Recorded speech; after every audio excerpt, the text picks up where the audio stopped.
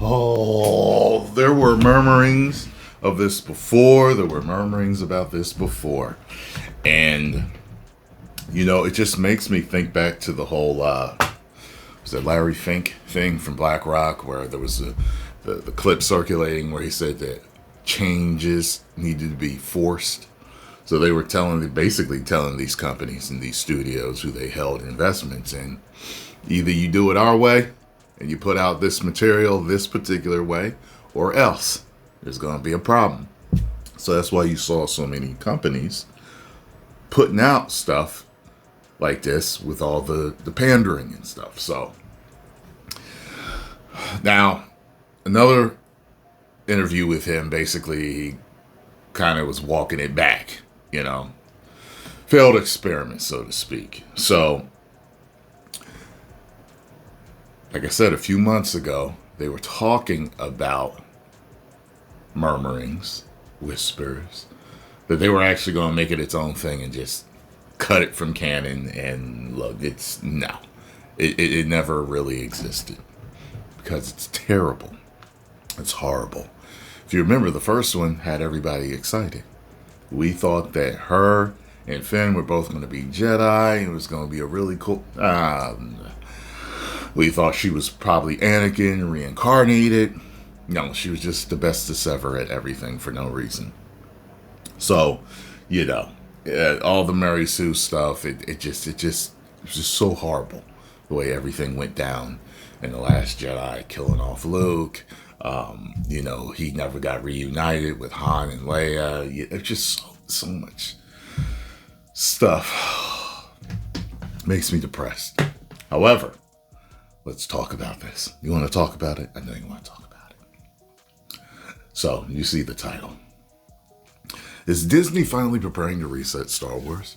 New evidence points to just that, and the way they're doing it could surprise you.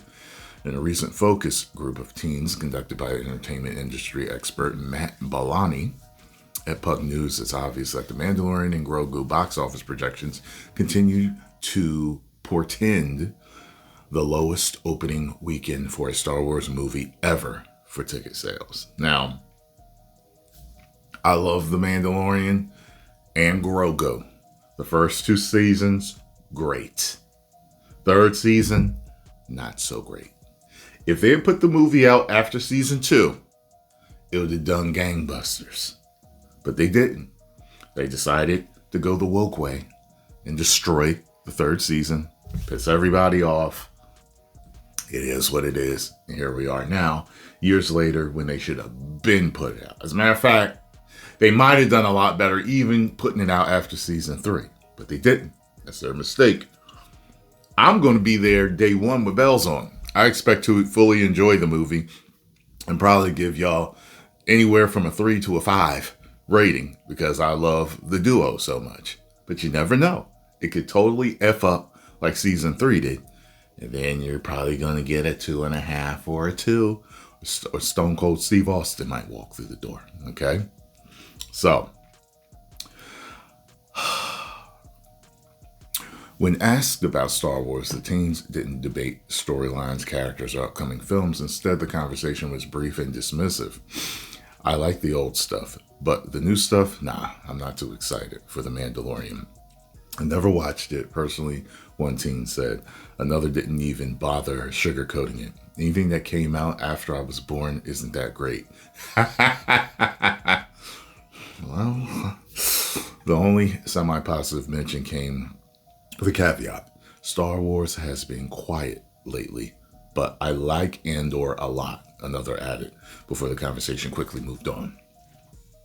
I still haven't watched Andor Season 2. I did think that Andor Season 1 was good. It just wasn't Star Wars. It was an offshoot. You know what I'm saying? It didn't feel like the rest, in a way, like... You know how Loki really didn't feel like Marvel, really? It's its own thing in a way. Even though I enjoyed it, I always call it the Loki of Star Wars. Like, people like it. It's good. But it doesn't exactly have the same feel, So how bad is it for David Filoni's first film as a producer? According to the Hollywood Reporter, the film is now tracking about 80 million domestic on Memorial Day weekend. That's a 4-day count, and it's one of the biggest weekends in the entire calendar. Any blockbuster that releases on Memorial Day is supposed to easily clear 100 million. For Star Wars to come in at 80 million would mean it's probably earning less than 70 million during the traditional 3-day weekend. And that is a red alert. It's no longer ignorable for Disney and their new executive leadership. Evidence is everywhere. They get the severity of the problem, and the delayed medicine that former CEO Bob Iger didn't want to initiate may just be coming very, very soon. And in fact, new CEO Josh D'Amaro and his Wall Street execs could be ready to pull the sequel trilogy ripcord. The evidence that Disney has made a 180 for the franchise internally is everywhere. The May the 4th merchandise, all the trilogy stuff, the Fortnite Star Wars event, mostly original trilogy with some Dave Filoni cartoon skins thrown in. And nobody is buying a Captain Phasma costume. You damn right. Star Wars: The Galaxy Edge at Disneyland. The timeline was just shifted, and now the sequel trilogy basically exists as a single ride while original trilogy characters are everywhere. George Lucas's Luke, Leia, and Han roam the land. John Williams' music finally blasts over the speakers, and the chances that this comes to Florida Disney World version very soon is about as close as 100% as you can expect. Now it says here, now we're getting confirmation that Disney and Lucasfilm are making moves to perhaps phase out the sequel trilogy, even from the main storyline. That's what I want as a fan. I don't want no parts of it. Before we get into exactly why one might believe such a oft-promised, never-yet-delivered clickbait rumor once again, we need to explain an important detail about how Disney's Parks, the Galaxy Edge, and Lucasfilm function. You see, before Galaxy's Edge even began construction, Disney Parks and Imagineers were forced to work with Lucasfilm's story group to set the land's timeline chronologically behind and then unreleased Last Jedi movie. Every detail was carefully curated by Kathleen Kennedy, Ryan Johnson, and Kerry Hart teams. Even to this day, what happens in Galaxy's Edge at the Disney's parks is allegedly run through Lucasfilm for approval. According to sources we've spoken with, Lucasfilm continues to be an integral part of changes that happen for the characters, the rides, and everything. Beginning at the 5-minute mark in this video, the host of the channel revealed that they spoke with a cast member playing Ahsoka at Disneyland's version of Galaxy's Edge. When the character was asked about Darth Vader, Luke, etc. appearing at the park, her response was that the world between worlds has been shattered, merging those characters with the Mandoverse and the sequel trilogy characters. And while you might think that's an actor pulling something off the cuff, it's far more likely that this is the official canon reason for this anomaly at Batuu. And that Lucasfilm Imagineers have implemented this in training for responsive characters are asked about it. Yeah, people are trained like that. I work different places, and you are trained to answer certain questions a certain way. If there are controversy around things, if something's going on and they keep asking a specific question, you are taught to answer that question in a very disarming way, as in not to agitate them, but give them the information that they need, but bring it all down.